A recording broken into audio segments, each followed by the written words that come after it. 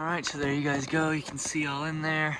It's the bottom one. Just let go completely off the bottom of the wheel. So I'm going to slide my jack up under there and lift the car up now.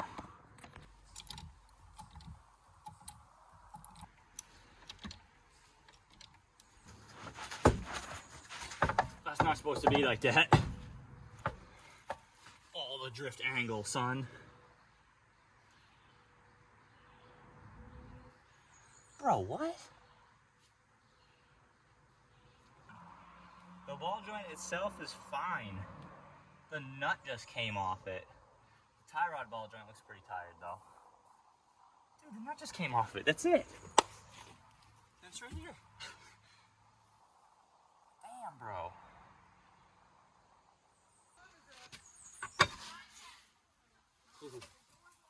Scraped the wheel pretty good, but not bad enough to blow the air out of it. That's not my wheel.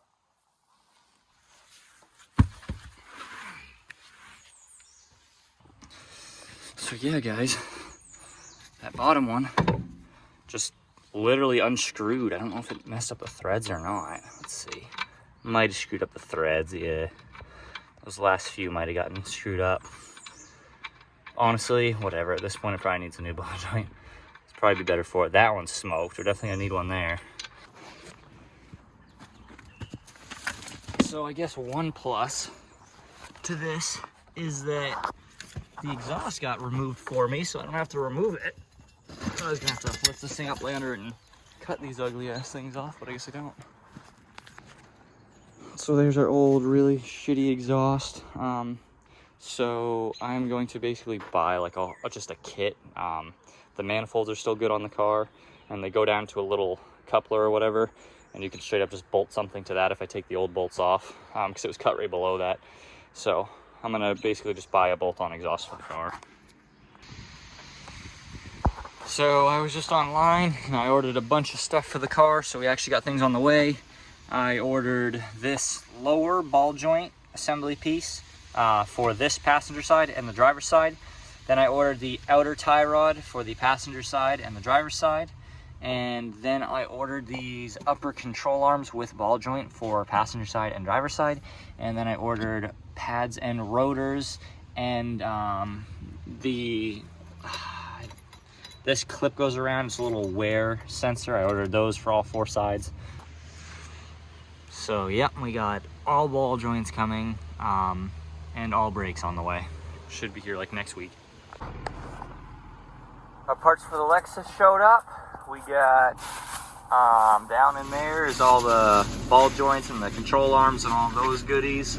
And then over there is all the pads and rotors and the little sensors that go with them. So I'm heading over to Lexus now to start throwing stuff in. I already have this wheel off and everything, and this was the problem one, so I'm going to do this first. Sprayed some PB Blaster on those. So this whole piece is going to be replaced. That outer tie rod's going to be replaced. And then I think I'm going to do the pads and rotors. And then I also have the upper control arm with the ball joint for both sides. That isn't urgent though, like if I do everything else and then I want to move on to another side, I might do that before I do that, just because those aren't totally urgent to me yet. I want to get everything else done first. Now I'm screwed. Swear, dude, nothing ever just works. So I hate working on cars. This is my old one that's busted and all the teeth don't work, so now I can't work on the car at all until I go buy a new tool set. Or at least a new ratchet, I guess. Now back to the hardware store to buy more tools. Picked up some more PB Blaster and a new ratchet.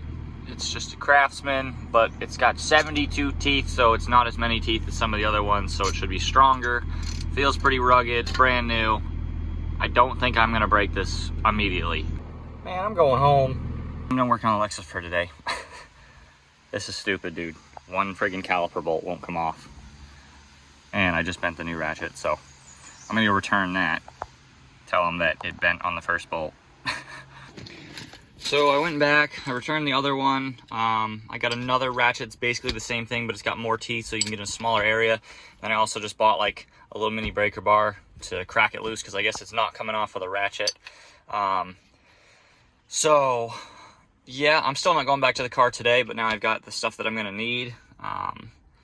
But this is a good example of like customer service. Like a couple months ago, there was an issue with Napa. They kept selling me bad stuff in general. They sold me like 3 bad starters and 2 bad batteries, and the batteries were pretty expensive, and they gave me a really hard time. They were extremely rude to me. They were like making fun of me, saying it was my fault the batteries went bad after like 2 months when they were like a $300 battery.